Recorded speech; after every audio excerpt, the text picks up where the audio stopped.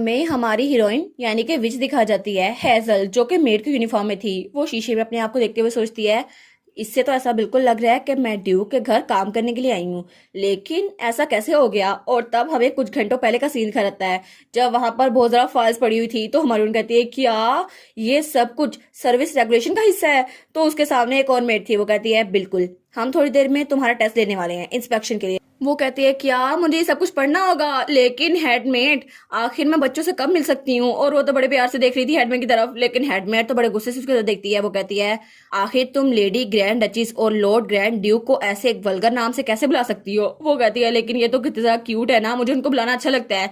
तो तब वो सोचती है, ट्रेनिंग बहुत ज़्यादा इंटेंस होती है, जिसमें स्पेशली प्रॉपर एटिकेट्स के बारे में बताया गया था, और उसके अलावा उसमें ड्यूक से परमिशन लेने के बारे में बताया गया था, और बटलर और हेडमेट के बारे में बताया गया था, और इस बारे में हर एक रिपोर्ट को कैप्टन तक भेजा जाना था। लेकिन आखिर ऐसा क्यों था? और तब थोड़ी देर बाद उसे टेस्ट दिया था और वो पास हो गई थी। तो वो कहती है, फाइनली मैं पास तो हुई। तो हेडमेट कहती है, हाँ तुम पास हो गई। तो हमारी उन्हें कहती है, लेकिन इतने सारा रूल्स है, लेकिन उसमें ये भी लिखा हुआ है कि बच्चों के साथ खाना नहीं खाना। नहीं नहीं, मेरा मतलब है कि लॉर्ड ग्रैंड ड्यूक और डचेस के साथ खाना नहीं खाना, लेकिन उनके साथ खाना खाने से तो बॉन्ड अच्छी बनेगी ना। तो मेड कहती है, नहीं, ये रूल ये पक्का है, और इसके अलावा तुम उनको डिजर्ट नहीं दे सकती। तो हमारी उन कहती है, लेकिन फिर भी खाने में डिजर्ट तो अच्छे रहते हैं ना। तो वो कहती है, नहीं नहीं, कोई भी इस ट्रिक को यूज कर सकता है। तो हमारी कहती है, फिर भी मैं उनको फ्री नहीं खाने दूंगी ना, और मैंने उनको इसलिए दिया था क्योंकि उनको बहुत ज्यादा भूख लगी थी, वरना मैं ऐसा कुछ नहीं करती। और ऑफ कोर्स मैंने एक लिमिट तक उनको खाने दिया, वरना उनके टूथ डिके हो जाते। और वैसे भी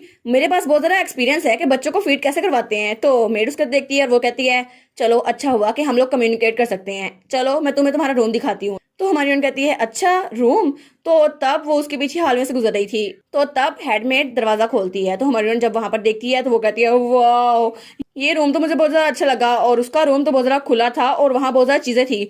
वो कहती है, क्या सच में ग्रैंड ड्यूक के घर में हर किसी को प्राइवेट रूम मिलता है और नैनीज के लिए इतना अच्छा रूम होता है? तो हेडमेड कहती है, ऑफ कोर्स यहाँ पे वर्किंग कंडीशन बहुत ज्यादा अच्छी है, इसलिए तो लोग यहाँ पर अट्रैक्ट होते हैं।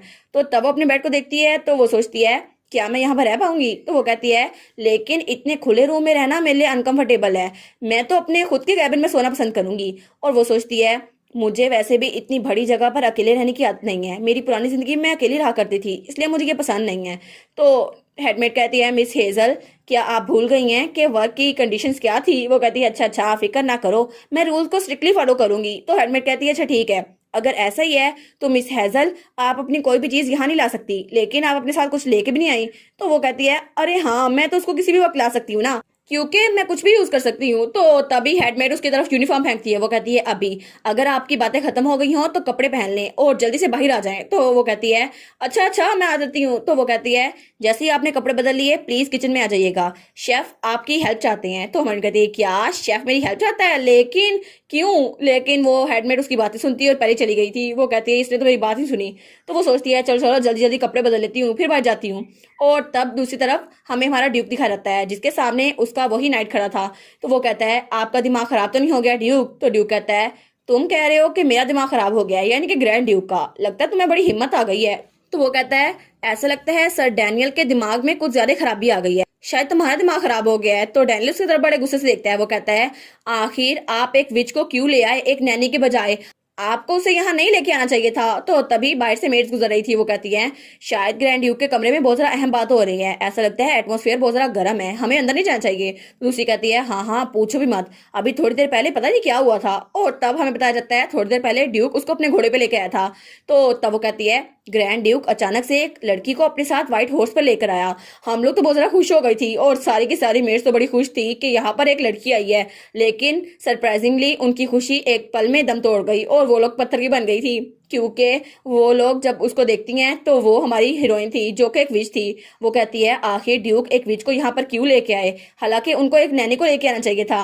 तो तब सर डैनियल कहता है, मैंने पहले भी बहुत ज्यादा रूमर सुनी है कि ग्रैंड ड्यूक आपको बिविच कर लिया है उस विच ने, उसने यहाँ पे जादू कर दिया है। तो ड्यूक कहता है, तुम्हारा दिमाग तो ठीक है ना, तुम आखिर कैसे कह सकते हो ये? वो कहता है, नहीं नहीं, मैं ये नहीं कह रहा, लेकिन फिर भी आपके पास तो होली पावर है ना, शायद वो काफी नहीं होगी, और मेरे पास जो होली पावर है शायद वो सेंस करने के लिए कुछ गलत हो जाए।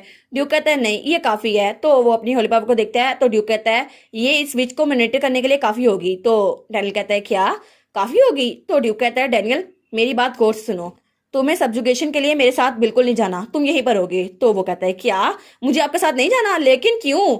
और वो कहता है आप इतने अहम मिशन में मुझे यहाँ पे छोड़ के जा रहे हैं बीच फ्रंट में, हालांकि बचपन से मैं आपके साथ हूँ और हर वक्त मैं आपके साथ रहा करता था, तो अभी क्यों? मुझे तो आपको प्रोटेक्ट करना है ना हर हाल में, लेकिन इससे भी ज्यादा इंपॉर्टेंट चीज क्या हो सकती है? तो ड्यूक कहता है उस विच को मॉनिटर करना, और तुम्हें ये काम खुद करना होगा। तो वो कहता है क्या, विच को मॉनिटर?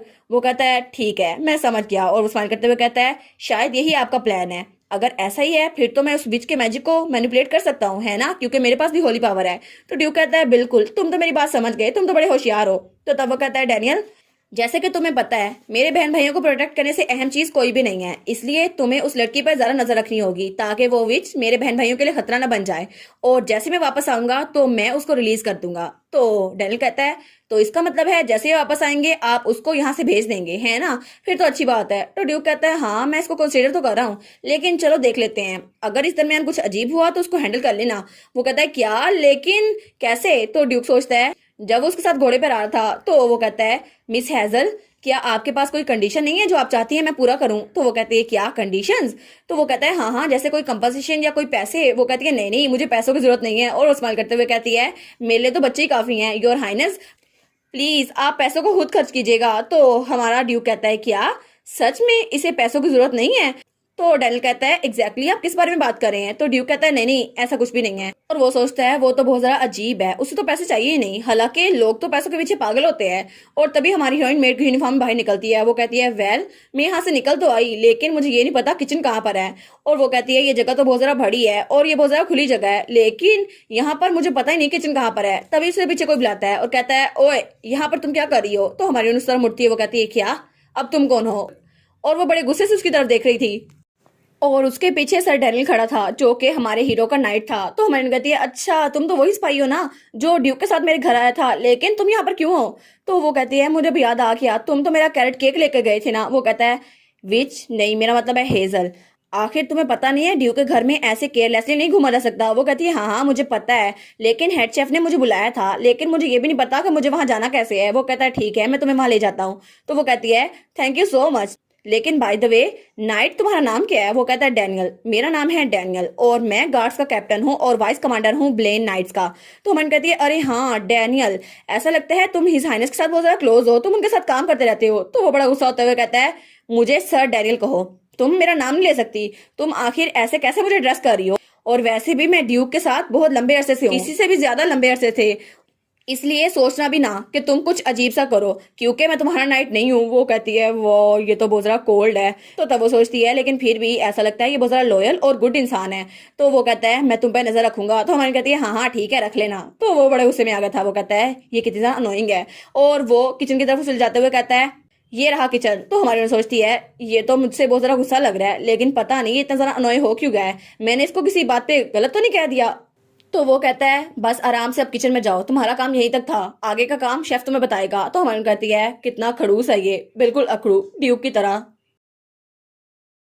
और इसी के साथ ये वाला पार्ट यहीं पर ख़त्म। तो आप लोग बताइएगा आप लोग को ये पार्ट कैसा लगा, और वीडियो को लाइक और चैनल को सब्सक्राइब लाजमी कीजिएगा। बाकी वीडियोस का लिंक भी स्क्रीन पर नज़र आ रहा होगा, तो काइंडली उनको भी चेकआउट कर ले। और thank you so much for watching my videos. Stay safe, bye bye.